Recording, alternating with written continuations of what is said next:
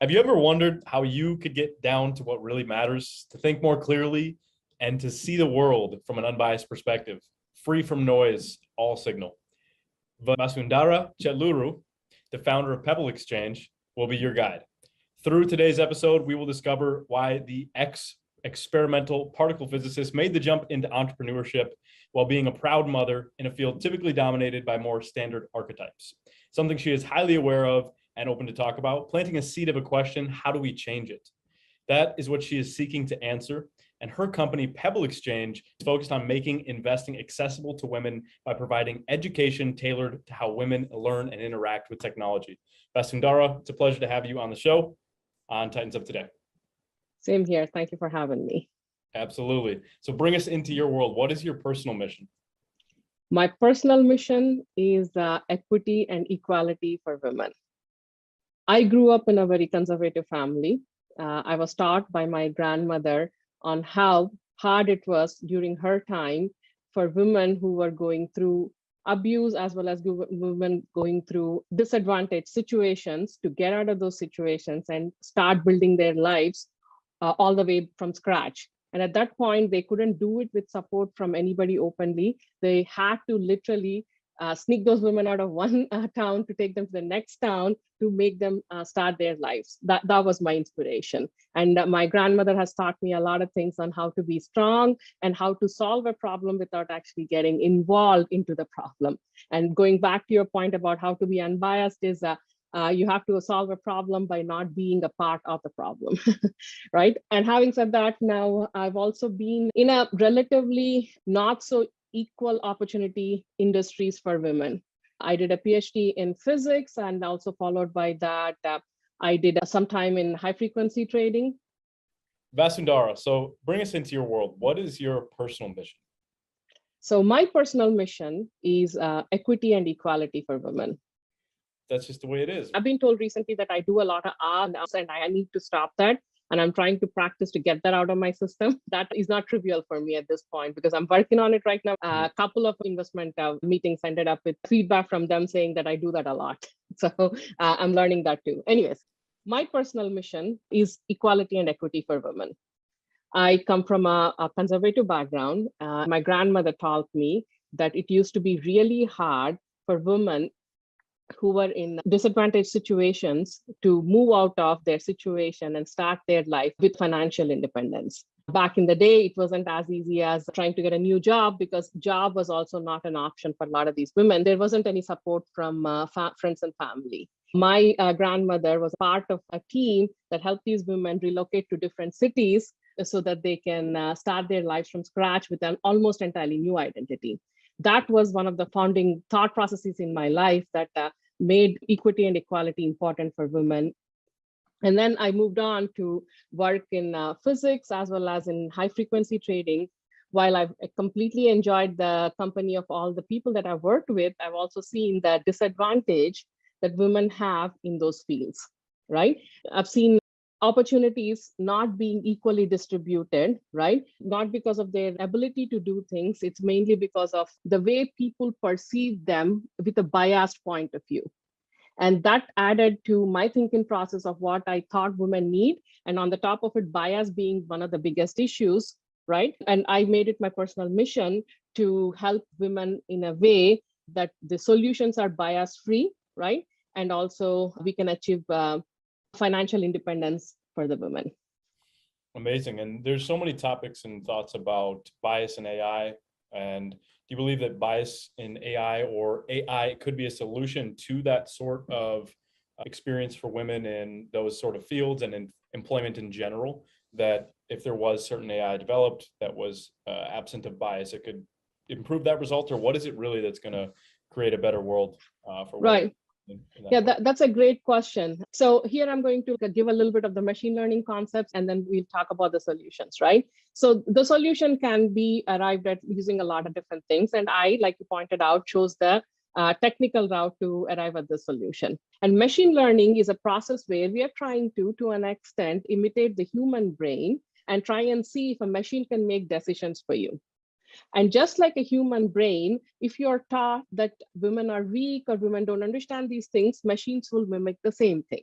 And how do machines mimic the same thing? These machine learning algorithms work by taking data in. And if you are not careful in feeding the right kind of data to these machines, what gets out of these machines is also biased. Given that there are lots of solutions out there, there aren't solutions that actively work on making sure that the bias in the system is corrected before it's fed into the solution, right? So that women can reach the best form of advice from financial advisors, which is now a machine, in a way that it can help them with their future. Absolutely. So what does Pebble mean to you, and what was the origin moment when you decided you want to start Pebble? Like I said, women need the tools. There are lots of different tools, like you said. I've seen solutions where you have women helping women, forming small circles locally, right? And women helping women by using social media, where you have an influencer who would give you the right advice. All of these are various parts of the solution, and all of these are required. And when I was looking at how I can contribute to the solution for this problem, I realized that technologically, there are a few things that we can do that can reach a lot of women across the world without being localized in the way they are. And also, these solutions can be far more scalable than any of these existing solutions using AI. And when I was working at my previous startup, Bond, that became more clear to me that the data put in the right place with the right set of people can give you solutions that are far more scalable, and hence I became up with Pebble. And you're someone who, regardless of your circumstances or situations, has shown up and actually excelled in all of those environments. We discussed how you went in and initially maybe there were some thoughts in your head, but then after you got into it, you said, hey, this is still what I'm great at. This is still what I studied for. This is still what I love. So what advice could you give to someone, regardless if they're a woman or a man or whoever, who might perceive that they're at a disadvantage or in a circumstance where they're at a threat of not showing up their best? How do they come in and really crush it like you did through your work and continuously through Pebble now? Thank you so much for the kind words. I have always feel like when you are in the situation, like I previously mentioned, the part of the problem is when you can't solve the problem entirely.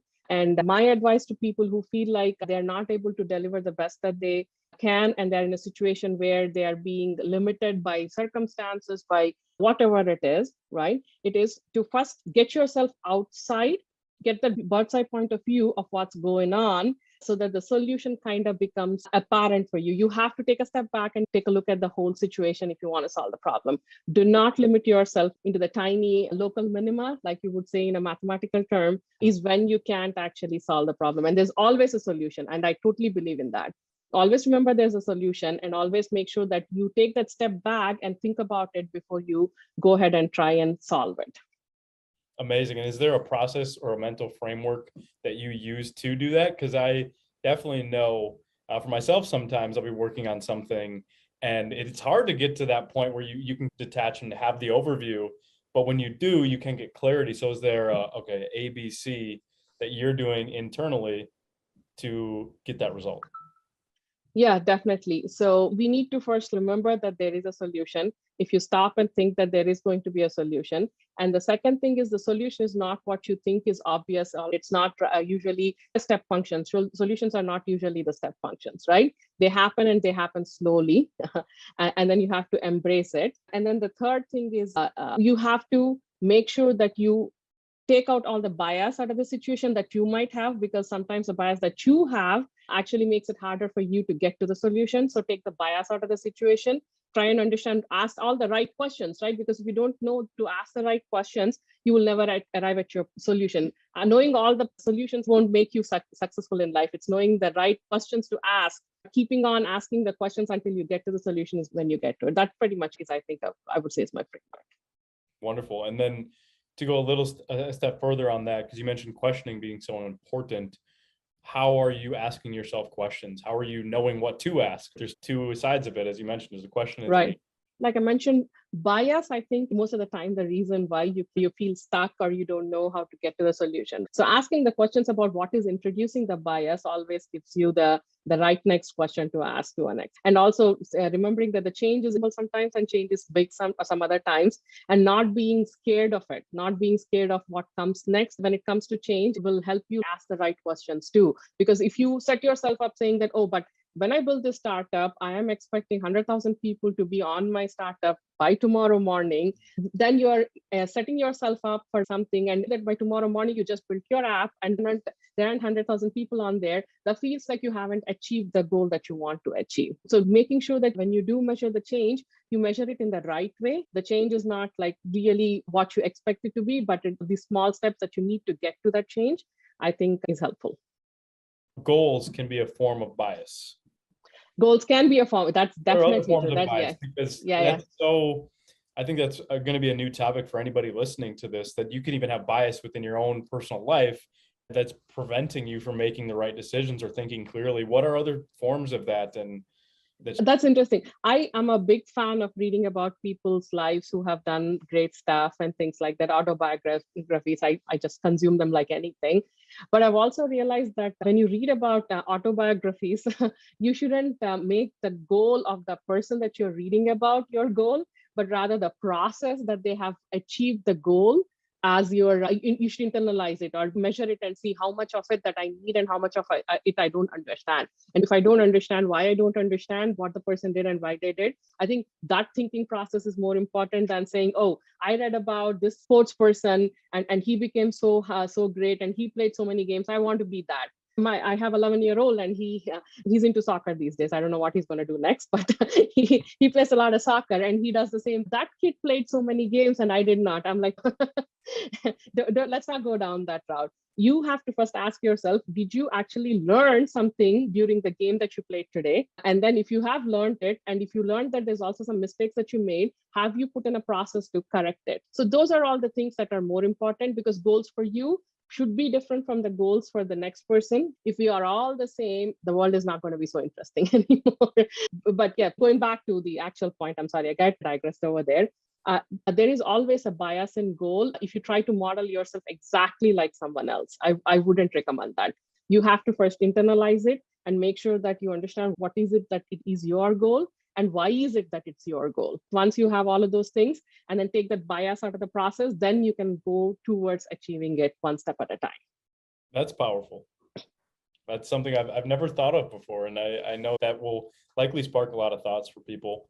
And so what were some major experiences? You mentioned back in your childhood with your grandmother, both. Yeah. Grandmother. Mm-hmm. Yes, thank you for the correction there. What were the other major experiences in your life that led you to view the world the way that you do?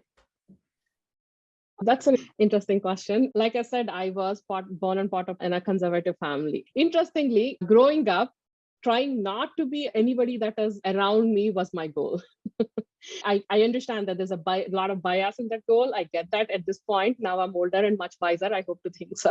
But at that point, that was my goal. But now when I reflect upon that, why would I do that? Because that was the only way I could question easily the processes that were there. Growing up, some of my cousins and my friends weren't allowed to do a lot of things because you're a girl, right? Stay and hang out with your friends after point in the evening because you're a girl. You can't go to certain places because you're a girl.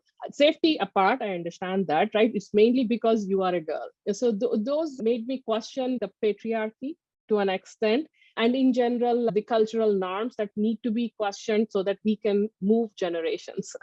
So that was very much founding in the way I think. And sometimes I need to correct it at this point because that is not my goal anymore. Because I think we live in much more different times, even though it's like only 30 or 40 years ago that I'm talking to you about these examples. But yeah, we have changed a lot. Technology has moved a lot, and that has accelerated the pace with which the generations change when it comes to cultural norms. I'm sure you'll agree with that. So that has played into a lot of my thinking process. And I was told not to do a bachelor's in electronics. I wanted to do a bachelor's in electronics.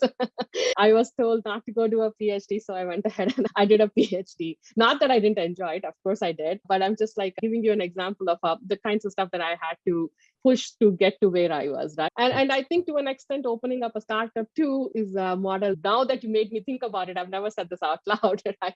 I've been told by a lot of people that's not a good thing to do, right? So I guess I push myself and try to do it and prove it too. Yeah, you have just made me realize the bias in my own thinking process. There Thank you you. go. That's what it's all about, bringing out the unconscious, making it conscious. So I'm glad we uncovered that here. And you're saying a lot of things that I've heard many other successful entrepreneurs talk about, and the thinking processes. One is inversion.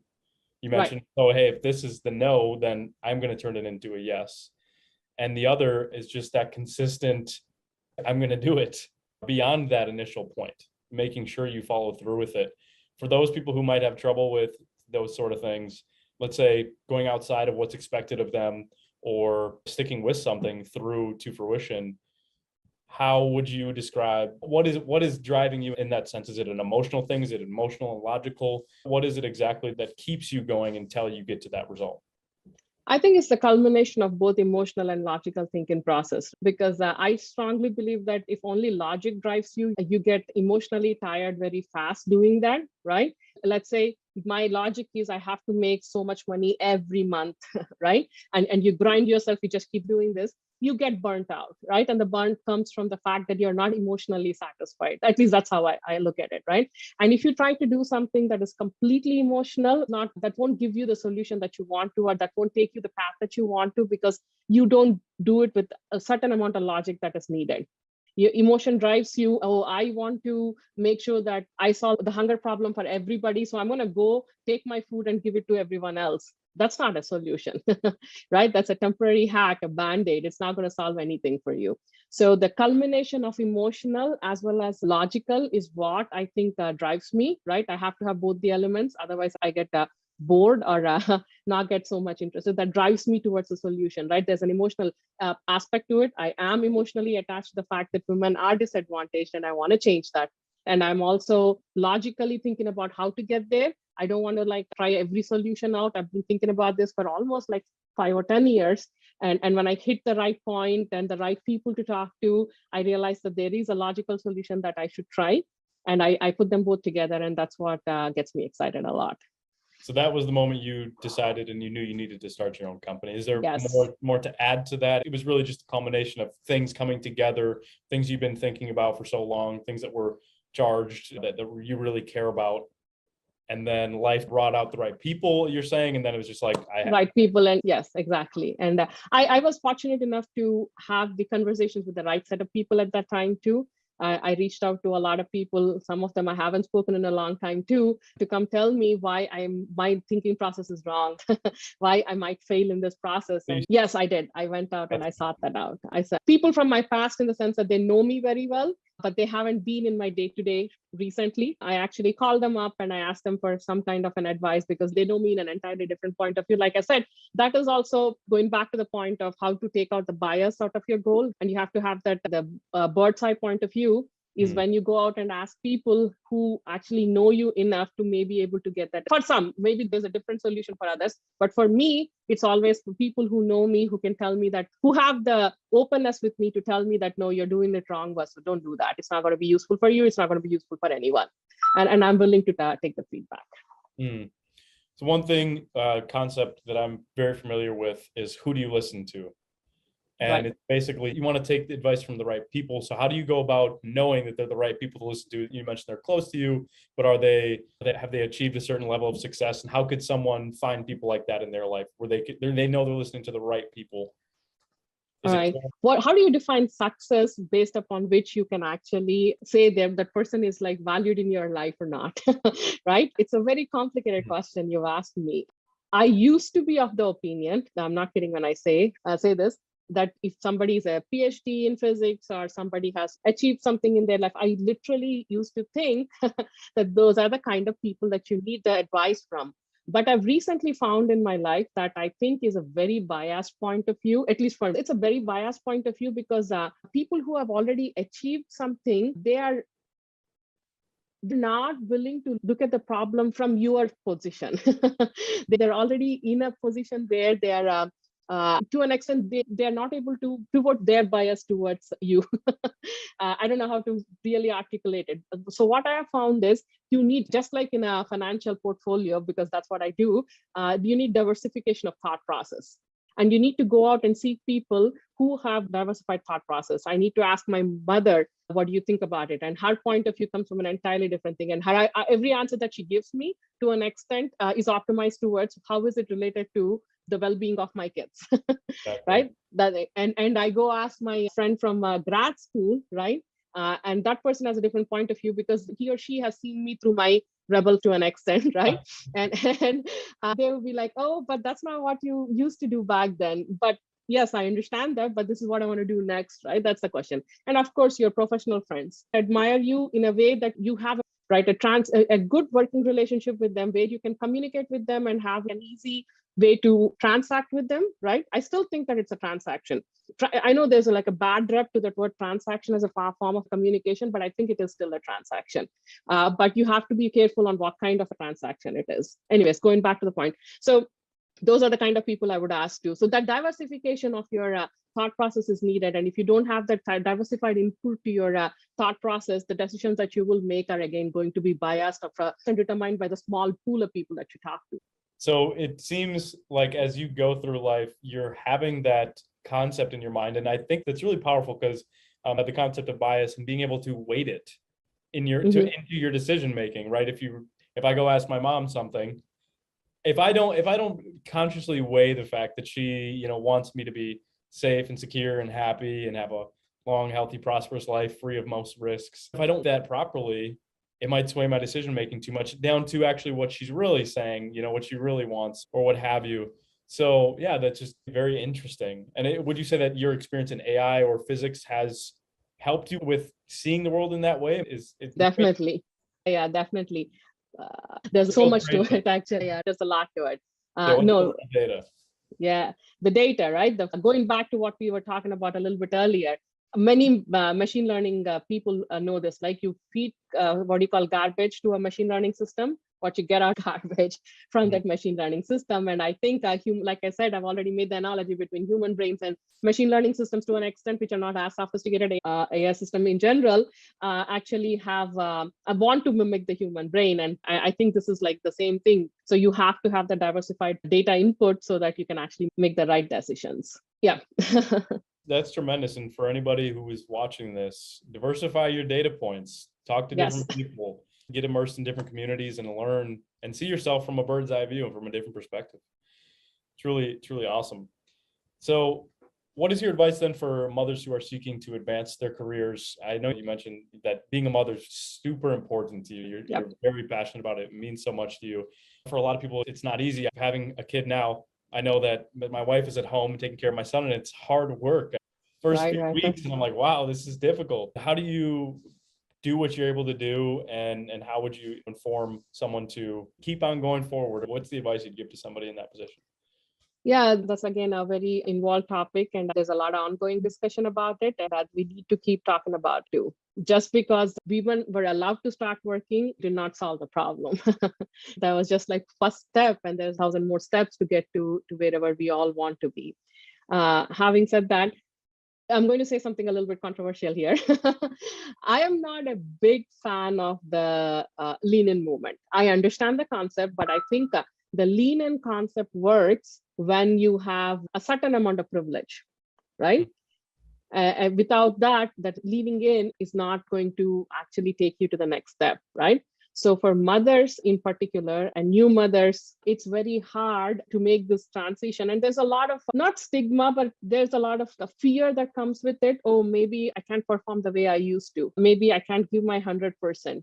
But let me tell you what, before I had my first son, I used to be like working 16 hours a day, 18 hours a day, because there was nothing to stop me. So me and my husband were both workaholics, so there was nothing stopping us, and I would work around the clock. But once I gave birth to my son and went back to work, I realized that I could actually do that same 18 hours of work in about 8 hours. Wow. Because I learned that there's a way to organize things, there's a way to do things better. And I've actually realized I've become way more efficient. So the first advice that I give to my new mothers is never, ever even question yourself that you're not going to be able to be as efficient. If any, you will learn more efficiency tricks, right? That will baffle people, no doubt about that. And then there is also the outside system too, right? I had an interview in 2013 in Silicon Valley. They were really excited about the prospect. They were so happy with the take-home test that I did and everything. But when I showed up to the interview, some of them did not know that I was a woman because my name is Vasu, and Vasu can be both a man or a woman's name.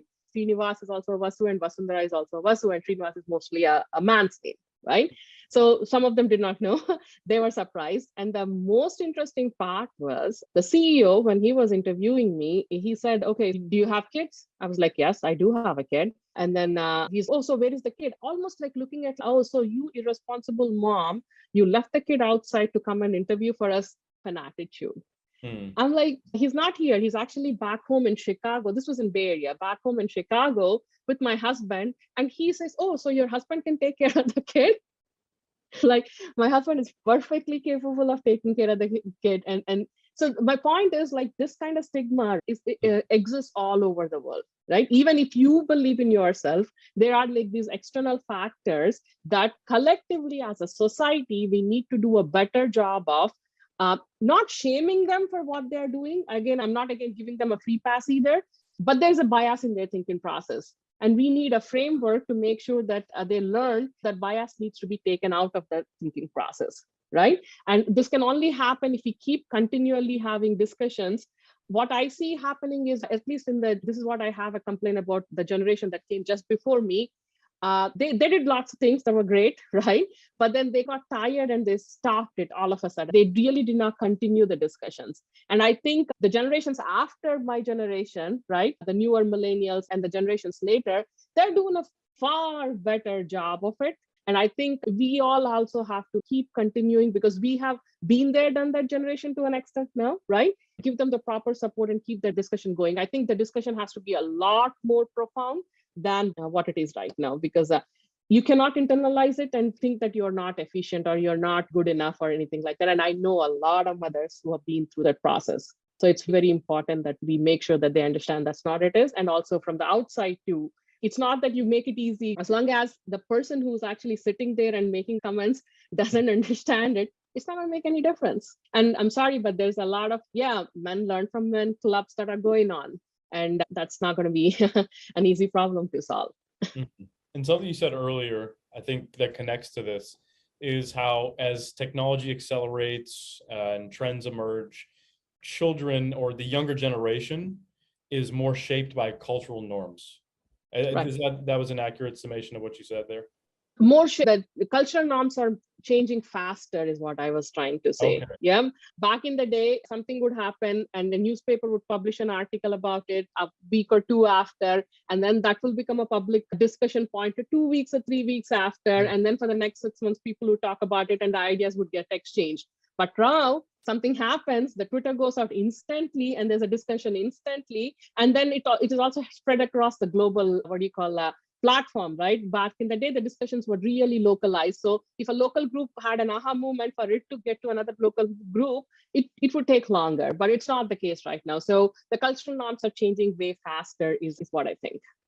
So would that element, that you just mentioned, connect to perhaps the seed of a solution or a way that these solutions can start to be adopted and more commonplace? Yes, and that's a great point. And I actually have a couple of startup ideas in that direction. Not right now, though. But what we have learned from my point of view from Twitter and like the likes of it, right? Facebooks and all of them, mainly Twitter, I would say, is it's important to use the technology, and it is there. The technology is there, but we do need a little bit of help in driving the technology in the right direction. And if not, it's almost like it's a random process that happens if you don't guide the technology, and we will make all the mistakes we will make before we are actually going to head in the right direction. And I think we are in the middle of it right now. Should we actually monitor what's being said, or should we not monitor? Should we cancel people? Should we not cancel people? All of those things are like, we are trying to learn a lot. So if we take a step back here, I think we should analyze the data a little bit as a community. I'm not talking about just me or just one other person sitting there. As a community, we sit together and we try to think of the solution to the problem rather than throwing mud at each other the way it's happening, right? With all the political parties being too polarized and all that kinds of stuff. I think, yes, you are totally right that the technology can and will help. But we do also need to understand, like I said, I think maybe I'm going back to my point. We are not talking enough about the bias that is being not addressed properly in this whole technological solutions. So many topics stem from that right there. But one that really sparks my attention, I read a book a few years back that came out in about 2018. It was called The Architecture of a Techno-Democracy. And it was a treatise. It was about a very big book about how all these different technologies, blockchain and many others, can be used today to reinvent democracy. And one of the key things was essentially what you just mentioned, really true decentralized system for voting where one is one and everything does count and many other elements of it. Do you believe that is a true solution to problems? Let's say we had every American or every Twitter user be able to vote on what would that actually lead to the solution, or does it need to be more centralized into the hands of people who are experts and what have you? Oh, that's my favorite topic to talk about. Actually, with a couple of friends of mine, we almost started an app for that. So let me actually take a step back and give you this example. So back in the day, they would send a representative from I'm talking about USA here, right? To an extent, it's true for the rest of the world too, but I'm just talking about USA. So back in the day, they would send a representative from every county or whatever it is, all the way to the state capital or whatever it is, and from different parts of the states, all the way to Washington, D.C. And they literally had to go on horses and trains and stuff like that. So they would go sit there, do the whole thing, make them come back. So when you're sending a person there, you would elect somebody who's closest to your thinking process and represents the majority. I think that was pretty much the birth for this whole voting system, right? Voting system doesn't define democracy, right? Voting system is a way to execute democracy. Do you agree with that? Yep. So what we thought was that was the case, right, back in the day. So why should we do that today? Today, the technology can make sure that your voice can be heard instantly. So the solution that we thought of is like any bill or anything that is being passed, we can actually create a voting system where you are verified properly, like you are the only one person that can vote through that particular token, right? To an extent, blockchain kind of thinking. And it's instantaneous, and you are also allowed to change your opinion if you learn something new, right? Putting those three things together. And if you're properly validated, because look, there are lots of banking apps these days that actually have validation systems built in that are very beautiful. Use that, and then use the Twitter kind of technology where you are explained what is going on, and then that information goes to your congressman so that the congressman actually instantly know what is it that the people are thinking, right, in your constituency or whatever it is. So yes, I think I totally believe that a modified version of Twitter where information is properly flowing can help and should help, given that we can convince the Congress people to take this information the right way, right? Not find loopholes in it. I do believe that technology can solve the problems. But again, I'm a bit of an optimist. Yeah. And the other topic that specifically relates to this is the Twitter algorithm. Do you think that systems that optimize for engagement are serving the best human good? And is that possible that those two outcomes could be aligned? Yeah, that's actually a great question. Like I said, there has to be some system of engagement, but capitalism has its advantages and disadvantages. And most of what the engagement algorithms are, I think the bad part of capitalism, putting it in a very naive terms. And like I said, that kind of introduces the bias. So yes, we do need engagement, because if you don't have engagement, what happens is there will be a lot more chaos, lots and lots more chaos, right? And this whole thing of, let them fight it out and the evolutionary theory will work, I don't think is what we want to be doing, because there'll be a lot of casualty in the way. And so there has to be. But then I think, who was it? Was it Elon Musk who said that, or somebody recently said that it's like, it's a public square. Does it mean that the government is going to control Twitter now? I can't remember who it is, but I don't think government should control it either. But I think the for the people, by the people should control it, and the engagement should be driven by the interest of the people. It is still a majority in a way, but I think majority of the people are reasonable. So if you really put the true majority out there, it's not going to be that bad, is my point of view. I think we could go a lot deeper on that topic. To go on to the next one. With the intimate knowledge that you have of experimental particles, which is probably so foreign to most people, I would say, a very large. What is it? Let's begin there just briefly before we continue to the question. What are experimental particles? What's going on in the world of experimental particles? Experimental particle physics. To put it very simply, we are trying to understand the mysteries of nature that you can't measure using simple systems. So we try sometimes to recreate something that happened during the Big Bang. That was the main part of my thesis, right? Or something that's happening somewhere all the way out, like millions and millions of light years away from us. We're trying to reproduce systems like that and see what actually defines the basic physics principles of nature, right? That's pretty much what is experimental particle physics. And the most famous experiment is out in Geneva, Switzerland. They accelerate protons and to a very high speed. And when you collide them, they have such a high energy that they can actually give you this look into things that are very basic and fundamental. They're the building blocks of nature. And if you put them together, you can explain nature, basically. To give it a little bit more color, physicists are theorists and experimentalists. Theorists like to come up with lots and lots of different theories. Experimentalists conduct experiments to tell you if that theory is true or not. By the knocking down of theories don't work, these theories work, we arrive closer to the answers, the mysteries of nature. So with that, what are some things that if more people knew, it'd be totally mind-blowing to them, and it would perhaps change the way that they think about the world and our universe as a whole? Not an easy Not an easy question. I've been so much into technology these days. I haven't thought a lot about this one. What should people know? There are a lot of things. What physicists do is not really, it is complicated, but it's not complicated in the sense that I don't believe that some people are better to study physics and some people are not better to study physics. I think anybody who has an interest can actually go ahead and study physics. This whole thing that, I don't have enough IQ to do something, I don't believe in it. I understand stupidity, that's an entirely different topic.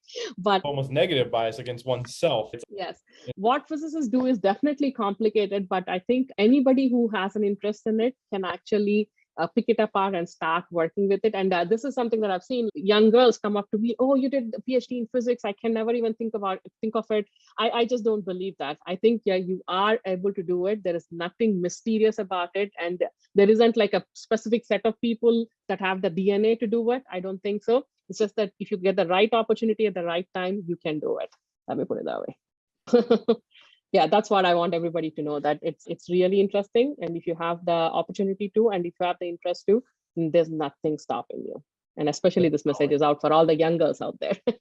Exactly. Absolutely. Definitely credit even just knowing that it's possible, right? Even whether you're very young or you're older and you're thinking, I could never go back and learn that. Just knowing that it's possible serves as a foundation for you to actually go experience the greatness that you might receive from doing that.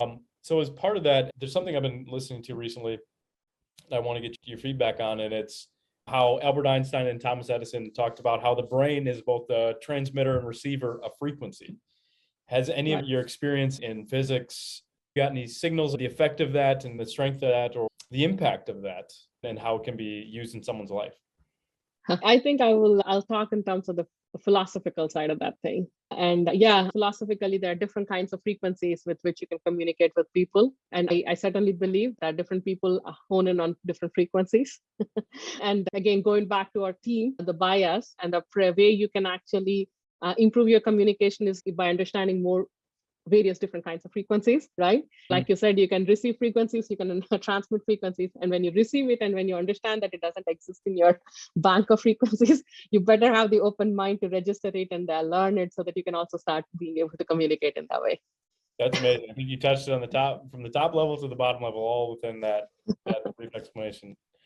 Awesome. So what are some of the daily rituals that you do that help you get more from your mind, your thinking, and your life? I definitely read for 15 minutes a day. I need that, right? That kind of gives me the ability to unlock from all the noise in the day and be able to fine tune some of the things that I want to learn for the day, that I do that. And recently, even this, so this is something, it's a learning for me. I've always actually, like I said, books are important for me. I have a huge collection and everything. So growing up, I never gave importance to physical activity. That's a big learning in my life, right? After having kids and everything, I've realized that's not a very healthy way to live life. I have recently, like within the last 4 or 5 years, I developed a habit of doing some amount of physical activity every day, and running has become my thing these days. So I run a lot. Those are the two main things that I do for sure. And of course, kids. Awesome. And what has changed the most in your worldview since becoming an entrepreneur? I want to ask myself the question. I need to ask myself the question. What has changed the most is, I think, if maybe it's a great point. Maybe I should actually unlearn this. I have an opportunity score in my head, and I think nowadays I associate an opportunity score with every person I talk to. Perhaps not the most good thing to do. I I don't love know. that Maybe I though. should It's smart. unwind. The entrepreneurs listening. I need to unlearn it a little bit, because I think when you start being, yeah, this is the other side of being too transactional, right? When you start being too transactional, you lose touch with your emotional part of it. That's not healthy either. So yeah, that's my learning for the day. Awesome. Now, how can someone who wants to support you or engage with you do that? How can they get in contact with you? What's the best way to support what you're working on? Oh, that's great. Pebble in particular, I'm going to answer for this. Pebble, like I said, we are in a situation where we built a model, but we are looking for scaling our data so that all this data can improve the model eventually. So if you are interested, the first thing I would like you to do is try out the app and give me the feedback and stuff like that. And the next level is, if you are actually interested in getting involved in solving a particular problem, more than happy to discuss. You can find us on our website, send an email through our website, or find me on Twitter, whichever way. I'm more than happy to engage. And of course, if you're an investor and you want to have a conversation, I'm very happy to have that. Perfect. Yes, absolutely. Dara is raising capital for Pebble. It's PEBL. .ai, yes. Pebble.ai. Okay, perfect. Mm-hmm. Now, my final question, if there was one belief that you could imprint in every future human being's mind, then when you leave this earth, to make it a better place, what would that be? One line of code you get to write in every single human mind. Today is as much important as tomorrow. You have to ponder that one. I'm sure a lot of other people will too. That'll just sit in people's minds, and that's good. Good something for us all to think about. Excellent, Vasundhara. It's been an absolute pleasure. Thank you for coming on the show. And to double down on that, she is raising capital. So reach out to her. You can find her on LinkedIn, Twitter. I'll have the links down in the description. Support her, and let's make the world a more equal and equitable place for women. Thank you so much. You're welcome.